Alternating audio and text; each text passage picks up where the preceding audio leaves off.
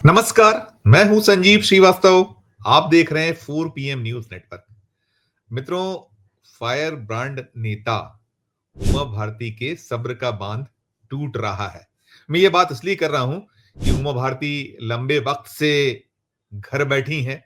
एक ऐसी नेता जो मॉस लीडर है और जिसकी अपनी एक जबरदस्त तरीके से फॉलोइंग भी है और साथ साथ जो जन हैं, लोग हैं, वोटर हैं, उनमें उन्हें सुना भी जाता है, गुना भी जाता है, बुना भी जाता है।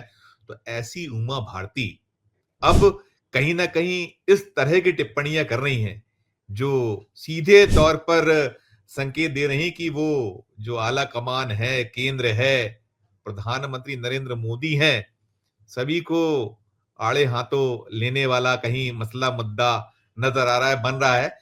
उमा भारती निरंतर एक्स करती हैं, निरंतर कोई ना कोई टिप्पणी करती हैं और टिप्पणियों के बाद कहीं ना कहीं उसको लेकर प्रतिक्रिया होती है, क्रिया होती है, उसके निहितार्थ खोजे जाते हैं। तो अब जो एक ताजा उमा भारती की टिप्पणी है, उसे लेकर जमकर चर्चा और वो जो उनका बयान है, वो वायरल भी जमकर हो रहा है, सोशल मीडिया पर जमकर वायरल हो रहा है। आप ध्यान देते ही होंगे दर्शकगण जो हैं कि प्रधानमंत्री नरेंद्र मोदी की जो भी एक जब वो बात करते हैं भारत की, जब वो बात करते हैं अपने पूरे कार्यकाल की, उनके 2 टेन्योर पूरे हो चुके थे, तीसरा जो प्रधानमंत्रित्व का कार्यकाल है वो चल रहा है, मोदी O1, मोदी O2 और अब ये मोदी O3। हालांकि अब वो उस जैसी स्थिति में तो नहीं है जो मोदी 1, मोदी O2 जैसी स्थिति थी कि एक पूरे का पूरा मैंडेट उनके पास होता था। अब तो वो बैसाखियों पर है।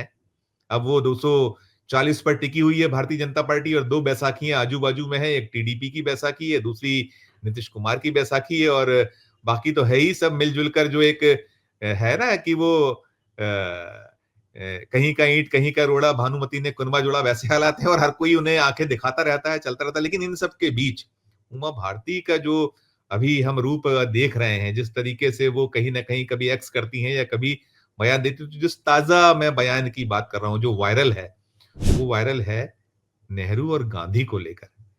जो भारतीय जनता पार्टी कुनबा है वो गांधी जी को भी नहीं छोड़ता अनेक अवसरों पर और नेहरू की बात तो मोदी अपने प्रत्येक भाषण में करते हैं। वो बार बार तुलनाएं करते हैं, उनका कुनबा तुलना करता है कि नेहरू को दौर में क्या था, आज क्या है, नेहरू मॉडल क्या था और आज मोदी मॉडल क्या है। बात मोदी तो यहीं से शुरू करते हैं। वो कहते हैं कि यदि भारत भारत बना है तो 2014 के बाद बना है, 2014 के पहले तो कहीं कुछ हुआ ही नहीं। यही नेहरू को लेकर मोदी जी कहते हैं और जब वो ये कहते हैं कि 2014 के बाद भारत बना है तो उसमें भारतीय जनता पार्टी या जनसंघ का भी बीच-बीच में राज रहा है भारत में और जो प्रधानमंत्री हुए हैं देश में उसमें कहीं न कहीं जनसंघ के लोगों को भी अवसर मिला और कहीं भारतीय जनता पार्टी के जो नेतागण हैं वो तो ही अटल जी को अवसर मिला था, लगातार मिला था और क्या कुछ था वो शाइनिंग इंडिया और तमाम बातें। लेकिन अब जो मोदी जी कहते हैं तो निशाने पर सब कोई होते हैं, नेहरू से लेकर और कहीं जो मनमोहन सिंह तक, और मनमोहन सिंह तक जब बात करें तो फिर बीच में जो मैंने जैसे कहा कि चाहे वो अटल जी हों या मोरारजी भाई देसाई हों, इस तरीके के शख्सियत भी निशाने पे आती हैं। तो कुल मिलाकर हालात ये, और जो उमा भारती कहीं कह रही हैं, जब नरेंद्र मोदी बार-बार ये कहते हैं, बात करते हैं कि जो कुछ हुआ है इस 2014 के बाद हुआ है और नेहरू जी को तो पानी पी-पी कर कोसा करते हैं। गांधी जी को लेकर है ही कहीं न कहीं बार-बार होता है कि कहाँ गोडसे की पूजा हो रही है, कहाँ बापू का अपमान हो रहा है, ये भी निकलता है। और अब इन सब के बीच उमा भारती क्या नसीहत दे रही हैं, इशारा करके वो कहीं न कहीं दिल्ली पे निशाना साध रही हैं। मोदी और जो उनका कुनबा है, उन पे निशाना साध रही हैं। क्या कुछ कह रही हैं उमा भारती? सुनिए पहले आप, फिर मैं करूँगा आगे की बात। एक नेहरू का विकास का मॉडल था, वो था उद्योगों का विकास, और एक गांधी के विकास का मॉडल था, वो था पंचज का विकास। मैं चाहती हूँ कि नए निवेशों में जो विकास का मॉडल हो, उसमें नेहरू का विकास मतलब नेहरू की अवधारणा भी शामिल हो, उद्योगों का विकास। वो कहते थे कि उद्योग महारानी है और खेती उसकी सेवा करने वाली नौकरानी। महात्मा गांधी कहते थे कि कृषि ही यहाँ का मुख्य। तो आपने ये उमा भारती को सुन लिया। उमा भारती कह रही हैं कि क्या था नेहरू का विकास मॉडल और क्या था गांधी जी का जो संकल्पना कल्पना और कैसे इस देश ने तरक्कियां की। उसमें नेहरू का जो औद्योगिक विकास मॉडल और उनका सोच तो कहीं परिलक्षित हो ही रहा है। उमा भारती के जो बयान वक्तव्य आपने देखा है, ये 3 दिन पुराना वक्तव्य है, लेकिन अब चूंकि चर्चाओं में है, इसकी धूम हो रही है, इसकी गूंज हो रही है, इसलिए हम आपको पुनः ये पहुंचा रहे हैं। ये खबर हम पहले भी कर चुके थे, लेकिन अब जब इसका एंगल इस तरीके का हो रहा है, इस पे बातें हो रही हैं, हमने कुछ ऐसी खबर की थी, लेकिन अब ज्यादा जब इस पर कहीं खुरपेच है, चर्चाएं, और कहीं ये कहा जा रहा है कि निशाने पर तो मोदी है, निशाने पर तो केंद्र है, निशाने पर तो कहीं ना कहीं वो भी हैं जो गॉडसे की पूजा करने की पैरवी करते हैं और बापू को कहीं निशाना साधते हैं। और उमा जी तो कह ही रही हैं कि बापू का क्या मॉडल था और नेहरू का क्या मॉडल था, इसे सीख लेना चाहिए। और उमा भारती बार बार कहती हैं, अभी इसके पहले उन्होंने जब एक एक्स किया था, उसको लेकर भी बहुत चर्चाएं हुई थी।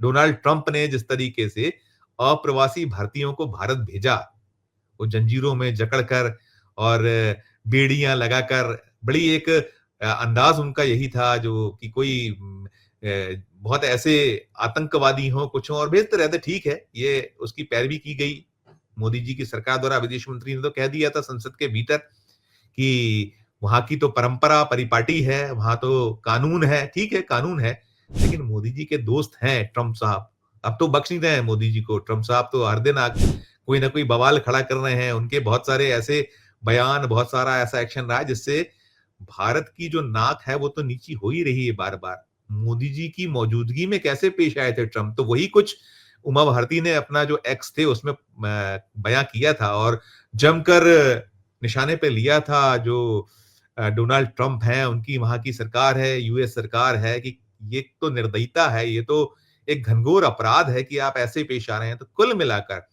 उमा भारती जो है, अब कहीं ना कहीं साफ तौर पर दिख रहा है कि बहुत हुआ, अब घर बैठने का क्रम बहुत इग्नोर कर लिया गया है। अब हालात बदल रहे हैं। भारतीय जनता पार्टी भले ही मोदी शाह की बीजेपी बनी हुई है, बनी हुई थी, लेकिन अब जो जिस तरीके का परिदृश्य बीजेपी की राष्ट्रीय राजनीति में निकल रहा है, दिख रहा है। अभी तो राष्ट्रीय अध्यक्ष का चुनाव होना है और राष्ट्रीय अध्यक्ष के चुनाव में बहुत सारी खबरें छिन छिन कर बाहर आ रही कि अब वो जो अध्यक्ष होगा, वो जो मोदी शाह का कम से कम रबर स्टैंप तो नहीं होगा। तो ऐसा लगता है कि कहीं ना कहीं कुछ कुछ चल रहा है, और चल रहा है तो निश्चित तौर पर जो आवाजें गूंज रही हैं भारतीय जनता पार्टी में, लंबे वक्त से लोग खामोश थे, चुप्पी साधे हुए थे, लेकिन अब शुरुआत उस मध्य प्रदेश से हुई है जिसके पितृ पुरुष जो भारतीय जनता पार्टी के एक राष्ट्रीय अध्यक्ष रहे, कुशाभाऊ ठाकरे जी का ये राज्य है, मध्य प्रदेश है। और 1980 में भारतीय जनता पार्टी का जब उदय हुआ था, तो उसके बाद यदि इस दल को पुष्पित पल्लवित करने वाले कोई थे तो वो उसमें बहुत बड़ा पितृ पुरुष कहलाते हैं कुशाभाऊ ठाकरे साहब, उन्होंने तो किया था। और राष्ट्रीय स्वयंसेवक संघ की ये जो मध्य प्रदेश है, ये एक प्रयोगशाला के तौर पे जाना जाता है। और उमा भारती तो इन्हीं सबकी देन है। वो जो फायरिंग अंदाज उनका रहता था 2003 में, जो भारतीय जनता पार्टी की मध्य प्रदेश में धमाकेदार एक जीत हुई थी, उसमें उमा भारती की जो भूमिका थी कोई भूल नहीं सकता। 10 सालों का दिग्विजय सिंह का राज खत्म हुआ था और एक ऐसी जीत उमा भारती की अगुवाई में मध्य प्रदेश में भारतीय जनता पार्टी ने जीती थी जो ना कभी पहले किसी के नाम दर्ज थी और ना बाद में अभी तक हो पाई है। यहाँ जरूर है कि 2003 में जब वो सत्ता हासिल कर यहाँ सौंप गई थी बीजेपी को और चली गई थी वो झंडा उठाकर, वो जो एक मामला हुआ था इस्तीफा पटक कर, तो उसके बाद तो बहुत पानी बह चुका है, लेकिन वैसी जीत नहीं मिली भारतीय जनता पार्टी को मध्य प्रदेश में। उमा भारती ने जिस तरीके से राज्य विधानसभा में दिलाई थी, और अब जिस तरीके से उनकी नजरअंदाजी हो रही है, उन्हें कहीं नहीं उन पर निगाह नजर पड़ रही है, तो उमा भारती अब ऐसा लगता है कि वो जो अपना पुराना रोल, पुराना रूप, पुराना जो अंदाज था उस और कहीं बढ़ रही है, उस और कहीं उनके कदम बढ़ रहे हैं। तो कुल मिलाकर ये मामला, ये मसला जो मोदी जी नेहरू को कहीं आड़े हाथों लेते हैं, पानी पी पी कर कोसते हैं, तो ये उमा का बयान आपने सुन लिया था, क्या उन्होंने कहा था। वो दर्शा रहा है, दिखला रहा है कि वो सीख दे रही है कि हुजूर मॉडल तो सबसे सही नेहरू ही है, गांधी जी जो कह गए थे वो है, इनको इग्नोर किए बिना भारत की तरक्की नहीं हो सकती, भारत दुनिया की आर्थिक ताकत नहीं बन सकता। यही कुछ उमा का जो बयान है उसमें ध्वनित, उनके बयान में ये सारी बातें हो रही हैं। अब क्या कुछ जवाब होगा वो तो बाद में होगा, लेकिन उमा जी अपने एक फायरिंग मूड में, अपने पुराने अंदाज में रंगती और कहीं आगे बढ़ती नजर आ रही है। इस वीडियो में इतना ही। हम फिर किसी नए विषय, किसी नए मुद्दे के साथ आपके सबके साथ हाजिर होंगे। हमारा जो अनुरोध होता है कि हमारे चैनल को लाइक कीजिएगा, सब्सक्राइब कीजिएगा, ज्वाइन का बटन दबाएंगे तो हमारी हौसला अफजाई होगी। प्यार और स्नेह बनाए रखिए और देखते रहिए 4 PM न्यूज नेटवर्क। धन्यवाद, नमस्कार।